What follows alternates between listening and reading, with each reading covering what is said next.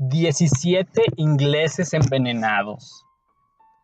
Lo primero que notó la señora Prudencia Linero cuando llegó al puerto de Nápoles fue que tenía el mismo olor del puerto de Riohacha. No se lo contó a nadie, por supuesto, pues nadie le hubiera entendido en aquel transatlántico senil atiborrado de italianos de Buenos Aires que volvían a la patria por primera vez después de la guerra. Pero de todos modos, se sintió menos sola, menos asustada y distante a los 72 años de edad y a de los 18 días de mala mar de su gente y de su casa. Desde el amanecer se habían visto las luces de tierra. Los pasajeros se levantaron más temprano que siempre para vestir con ropas nuevas y con el corazón oprimido por la incertidumbre del desembarco. De modo que aquel último domingo de a bordo pareció ser el único de verdad en todo el viaje. La señora Prudencia Linero fue una de las muy pocas que asistieron a misa, a diferencia de los días anteriores en que andaba por el barco vestida de medio luto.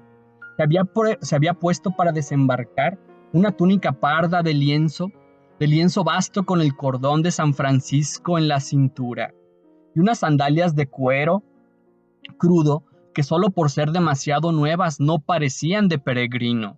Era un pago adelantado. Le había prometido a Dios llevar ese hábito, calar hasta la muerte, si le concedía la gracia de viajar a Roma para ver al sumo pontífice. Y ya daba la gracia por concedida.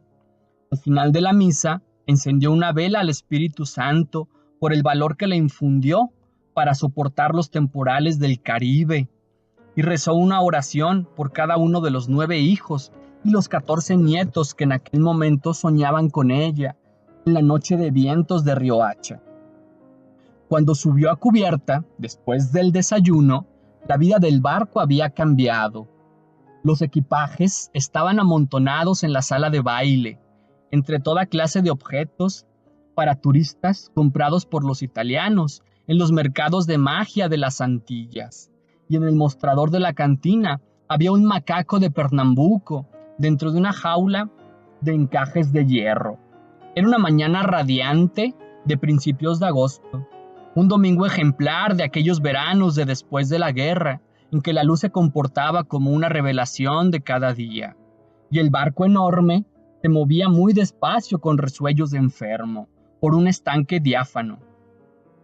La fortaleza tenebrosa de los duques de Anjou apenas si empezaba a vislumbrarse en el horizonte, pero los pasajeros asomados a la borda creían reconocer los sitios familiares y los señalaban sin verlos a ciencia cierta, gritando en júbilo en dialectos meridionales. La señora Prudencia Linero, que había hecho tantos amigos viejos a bordo, que había cuidado niños mientras sus padres bailaban, le había cosido un botón de la guerrera al primer oficial, los encontró de pronto ajenos y distintos. El espíritu social y el calor humano que le permitieron sobrevivir a las primeras nostalgias en el sopor del trópico habían desaparecido. Los amores eternos de alta mar terminaban a la vista del puerto.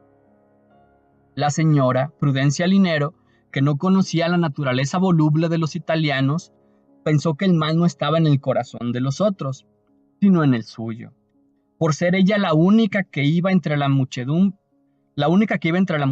que regresaba. Así deben ser todos los viajes, pensó, padeciendo por primera vez en su vida la punzada de ser forastera, mientras contemplaba desde la borda los vestigios de tantos mundos extinguidos en el fondo del agua. De pronto, una muchacha muy bella que estaba a su lado la asustó con un gesto de horror. «¡Mamma mía!», dijo señalando en el fondo. «¡Miren ahí!». Era un ahogado.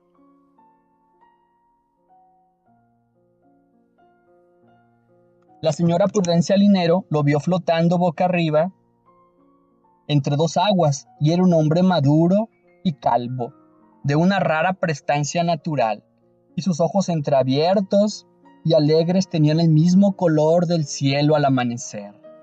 Llevaba un traje de etiqueta con chaleco de brocado, botines de charol y una gardenia viva en la solapa. En la mano derecha tenía un paquetito cúbico envuelto en papel de regalo, y los dedos de hierro lívido estaban agarrotados en la cinta del lazo. Era lo único que encontró para agarrarse en el instante de morir. Debió caerse de una boda, dijo un oficial del barco. Sucede mucho en verano por estas aguas. Fue una visión instantánea, porque entonces estaban entrando en la bahía y otros motivos menos lúgubres distrajeron la atención de los pasajeros. Pero la señora Prudencia Linero siguió pensando en el ahogado, el pobrecito ahogado, cuya levita de faldones ondulaba en la estela del barco. Tan pronto como entró en la bahía, un remolcador decrépito salió al encuentro del barco y se lo llevó de cabestro por entre los escombros de numerosas naves militares destruidas durante la guerra. El agua se iba convirtiendo en aceite a medida que el barco se abría paso entre los escombros oxidados, y el calor se hizo aún más bravo que el de Riohacha a las 2 de la tarde. Al otro lado del desfiladero, radiante en el sol de las 11, apareció de pronto la ciudad completa de palacios quiméricos y las viejas barracas de colores apelotonados en las colinas. Del fondo removido se levantó entonces una tufurada insoportable que la señora Prudencia Linares reconoció como el aliento de los cangrejos podridos en el patio de su casa. Mientras duró la maniobra, los pasajeros reconocían a sus parientes con aspavientos de gozo en el tumulto del muelle. La mayoría eran patronas otoñales de pechugas flamantes, sofocadas dentro de los trajes de luto, con los niños más bellos y numerosos de la tierra, maridos pequeños y diligentes del género inmortal, de los que leen el periódico después que sus esposas y se visten de escribanos estrictos a pesar del calor. En medio de aquella algarabía de feria, un hombre muy viejo, de aspecto inconsolable, sobre todo de mendigo, se sacaba a 2 manos de los bolsillos puñados y puñados de pollitos tiernos. En un instante llenaron el muelle, piando enloquecidos por todas partes, y solo por ser animales de magia, había muchos que seguían corriendo vivos, después de ser pisoteados por la muchedumbre ajena al prodigio. El mago había puesto en su sombrero boca arriba en el piso, pero nadie lo tiró desde la borda ni una moneda de calidad. Fascinada por el espectáculo de maravilla que le parecía ejecutado en su honor, pues solo ella lo agradecía. La señora Prudencia Lineros no se dio cuenta de en qué momento tendieron la pasarela, y una avalancha humana invadió el barco con los aullidos y el ímpetu de un abordaje de bucaneros.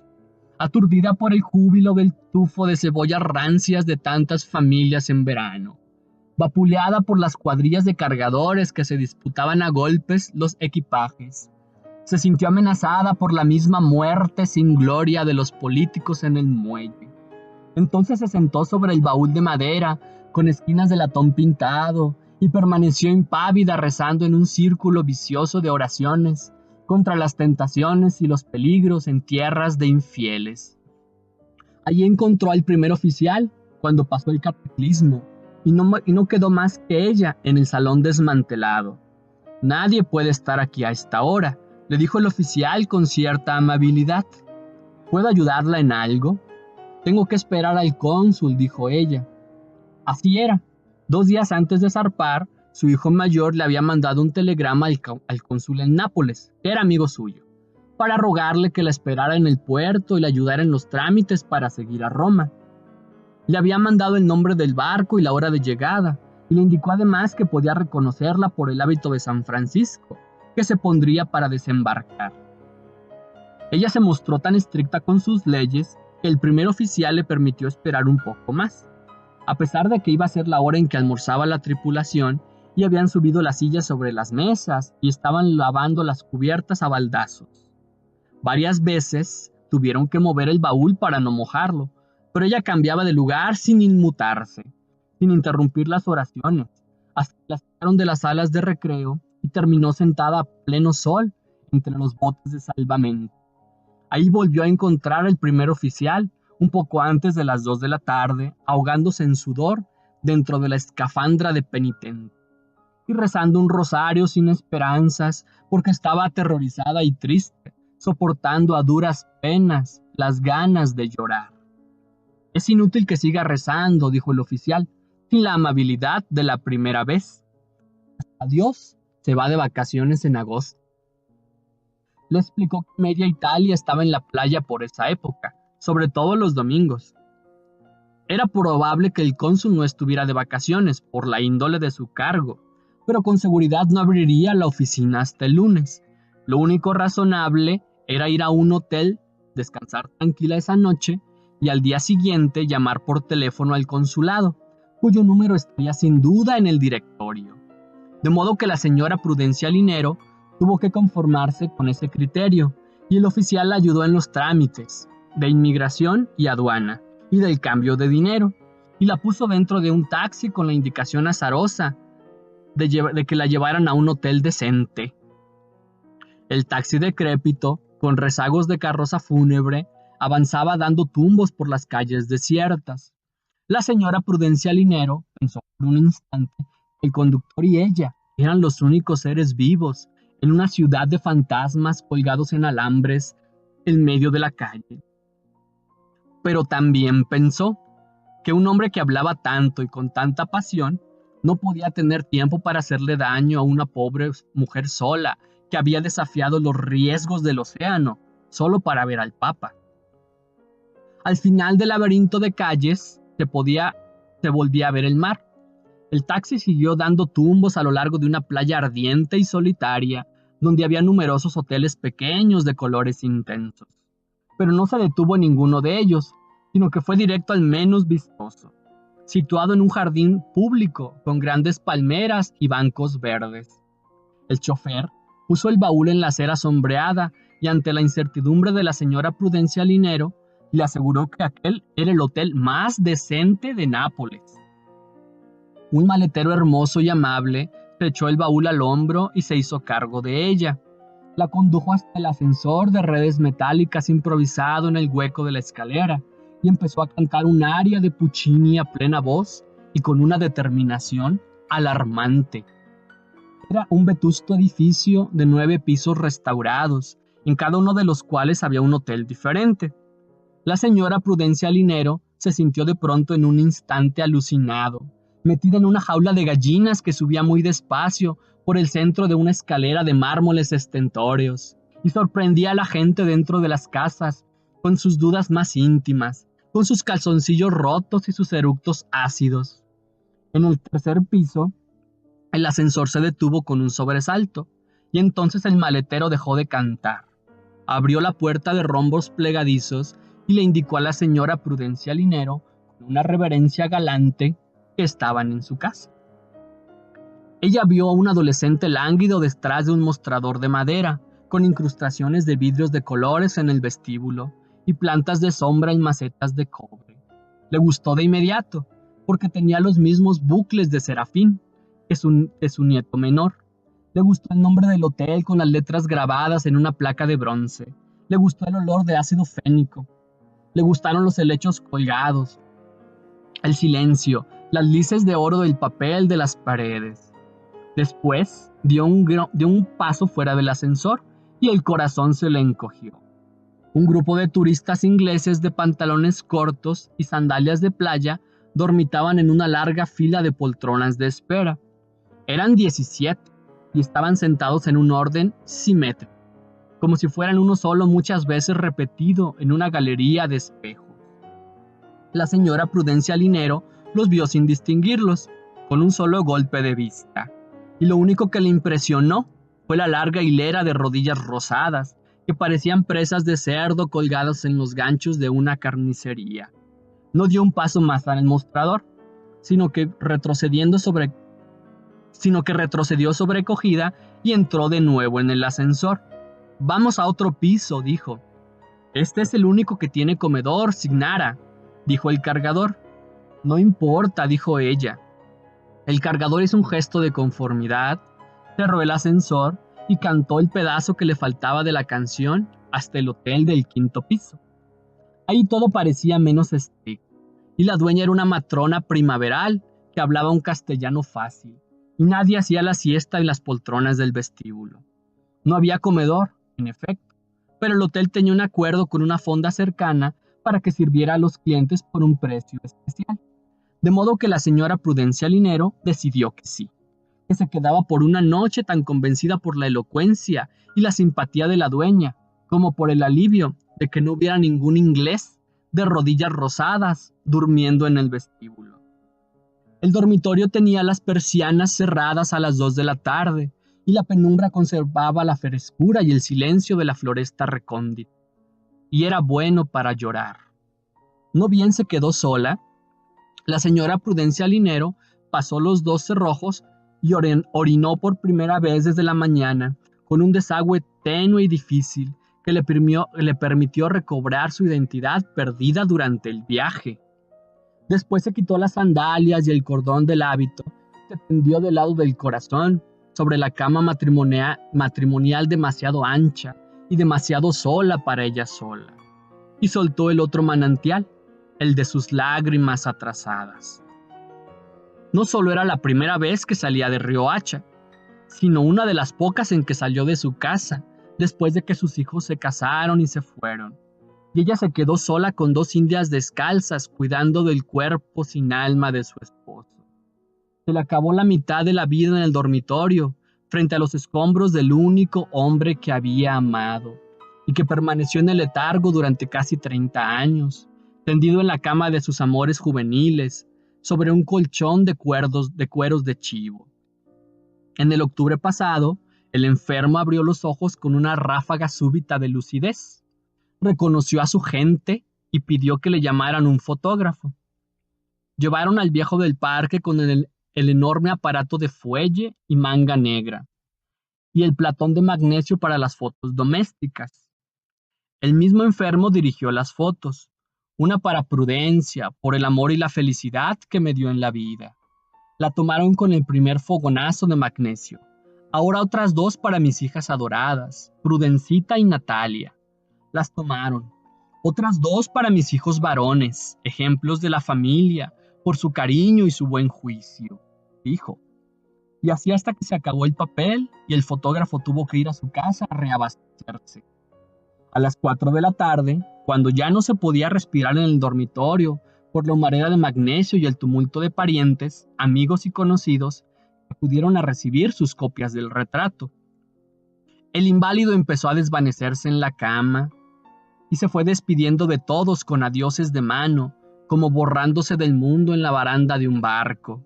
Su muerte no fue para la viuda el alivio que todos esperaban.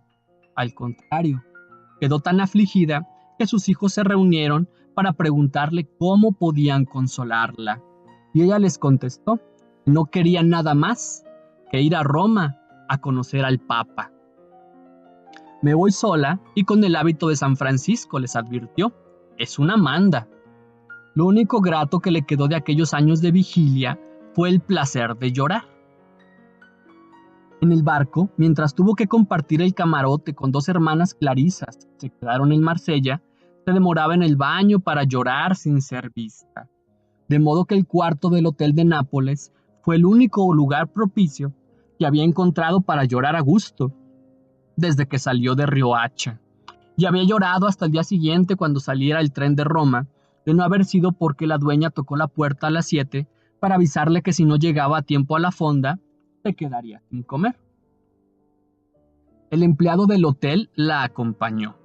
Una brisa fresca había empezado a soplar desde el mar, y todavía quedaban algunos bañistas en la playa bajo el sol pálido de las 7. La señora Prudencia Linero siguió al empleado por el vericueto de calles empinadas y estrechas, que apenas empezaban a despertar de la siesta del domingo, y se encontró de pronto bajo una pérgola umbría donde había mesas para comer con manteles de cuadritos rojos y frascos de encurtidos improvisados como floreros con flores de papel. Los únicos comensales a esa hora temprana eran los propios sirvientes y un cura muy pobre que comía cebollas con pan en un rincón apartado. Al entrar, ella sintió la mirada de todos por el hábito pardo, pero no se alteró, pues era consciente de que el ridículo formaba parte de la penitencia. La mesera, en cambio, le suscitó un ápice de piedad, porque era rubia y bella, y hablaba como si cantara. Y ella pensó que debían estar muy mal en Italia después de la guerra, si una muchacha como esa tenía que servir en una fonda. Pero se sintió bien en el ámbito floral del emparrado, y el aroma del guiso de laurel de la cocina le despertó el hambre aplazada por la zozobra del día. Por primera vez en mucho tiempo, no tenía deseos de llorar. Sin embargo, no pudo comer a gusto, en parte porque le costó trabajo entenderse con la mesera rubia, a pesar de que era simpática y paciente, y en parte porque era la única carne, y en parte porque la única carne que había para comer eran unos pajaritos cantores, de los que se criaban en jaulas en las casas de Riohacha. El cura, que comía en el rincón y que terminó por servirles de intérprete, trató de hacerle entender que las emergencias de la guerra no habían terminado en Europa y que debía apreciarse como un milagro que hubiera al menos pajaritos de monte para comer. Pero ella los rechazó. Para mí, dijo, sería como comerme un hijo.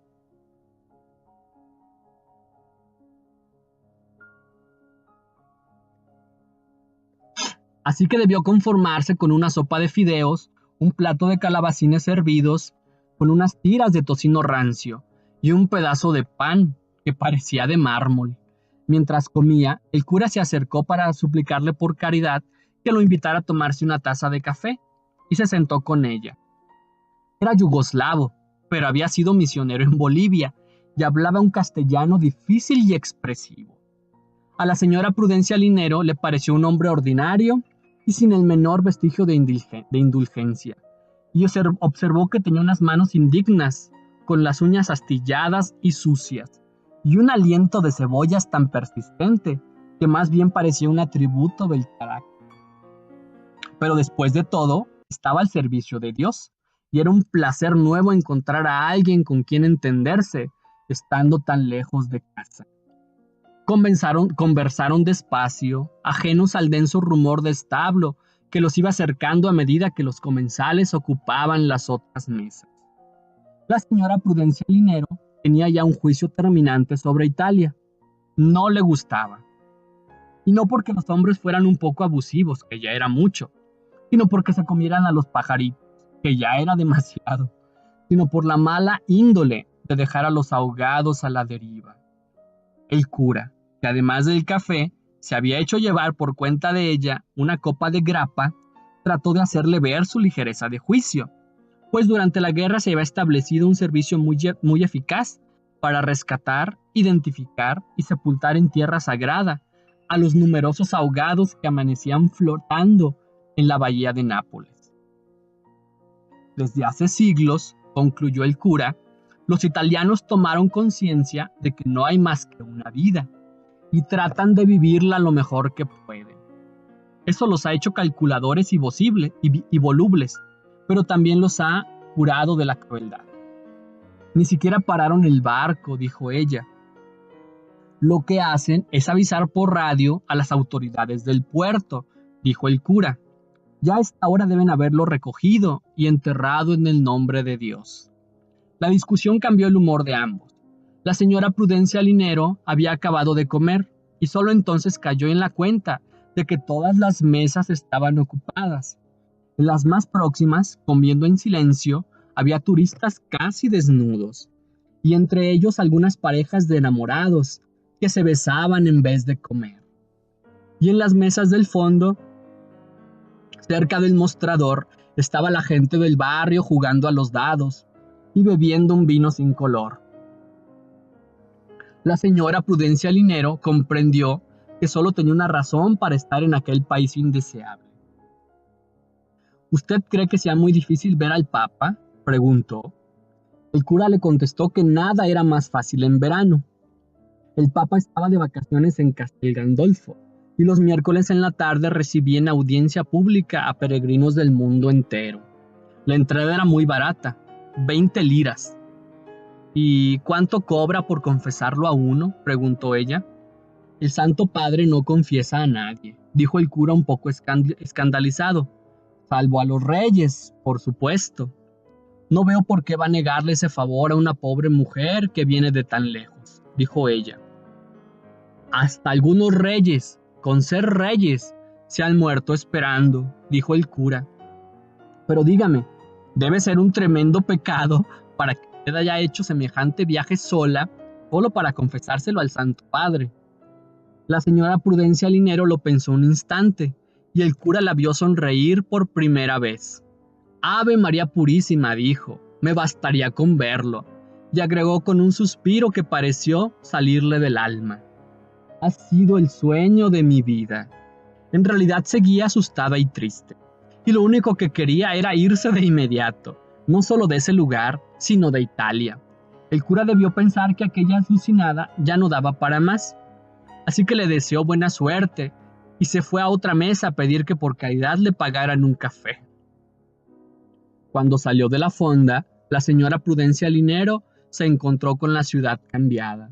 La sorprendió la luz del sol a las 9 de la noche, y la asustó la muchedumbre estridente que había invadido las calles por el alivio de la brisa nueva. No se podía vivir con los petardos de tantas vespas enloquecidas.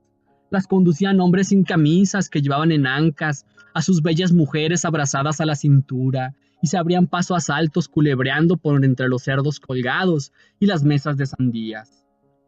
El ambiente era de fiesta, pero a la señora Prudencia Linero le pareció de catástrofe. Perdió el rumbo. Se encontró de pronto en una calle intempestiva, con mujeres taciturnas sentadas a la puerta de sus casas iguales, y cuyas luces rojas e intermitentes le causaron un estremecimiento de pavor. Un hombre bien vestido, con un anillo de oro macizo y un diamante en la corbata, la persiguió varias cuadras diciéndole algo en italiano, luego en inglés y en francés. Como no obtuvo respuesta, le mostró una tarjeta postal de un paquete que sacó del bolsillo, y ella solo necesitó un golpe de vista para sentir que estaba atravesando el infierno. Huyó despavorida, y al final de la calle volvió a encontrar el mar crepuscular con el mismo tufo de mariscos podridos del puerto de Riohacha, y el corazón le volvió a quedar en su puesto. Reconoció los hoteles de colores frente a la playa desierta, los taxis funerarios, el diamante de la primera estrella en el cielo inmenso.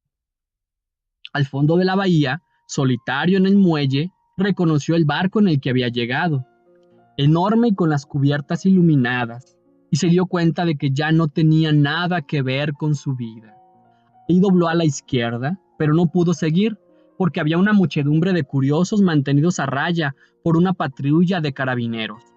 Una fila de ambulancias esperaba con las puertas abiertas frente al edificio de su hotel. Empinada, por encima del hombro de los curiosos, la señora Prudencia Linero volvió a ver entonces a los turistas ingleses. Los estaban sacando en camillas, uno por uno, y todos estaban inmóviles y dignos, y seguían pareciendo uno solo varias veces repetido, con el traje formal que se habían puesto para la cena. Pantalón de franela, corbata de rayas diagonales y la chaqueta oscura con escudo del Trinity College que bordado en el bolsillo del pecho. Los vecinos asomados a los balcones y los curiosos bloqueados en la calle los iban contando a coro, como en un estadio a medida que los sacaban. Eran 17. Los metieron en las ambulancias de 2 en 2 y se los llevaron con un estruendo de sirenas de guerra. Aturdida por tantos estupores, la señora Prudencia Linero subió en el ascensor, abarrotado por los clientes de los otros hoteles que hablaban en idiomas herméticos. Se fueron quedando en todos los pisos, salvo en el tercero, que estaba abierto e iluminado. Pero nadie estaba en el mostrador, ni en las poltronas del vestíbulo, donde había visto las rodillas rosadas de los 17 ingleses dormidos. La dueña del 5.º piso comentaba el desastre en una excitación sin control. «Todos están muertos», le dijo a la señora Prudencia Linero en castellano. Se envenenaron con la sopa de ostras de la cena. ¡Ostras en agosto, imagínese! Le entregó la llave del cuarto sin prestarle más atención, mientras decía a los otros clientes en su dialecto: «Como aquí no hay comedor, todo el mundo se acuesta a dormir, amanece vivo». Otra vez, con el nudo de lágrimas en la garganta, la señora Prudencia Linero pasó los cerrojos de la habitación. Luego rodó contra la mesita de la puerta Luego rodó contra la puerta la mesita de escribir y la poltrona. Y por último, el baúl como una barricada infranqueable contra el horror de aquel país donde ocurrían tantas cosas al mismo tiempo. Después, se puso el camisón de viuda, se tendió boca arriba en la cama y rezó 17 rosarios por el eterno descanso de las almas de los 17 ingleses.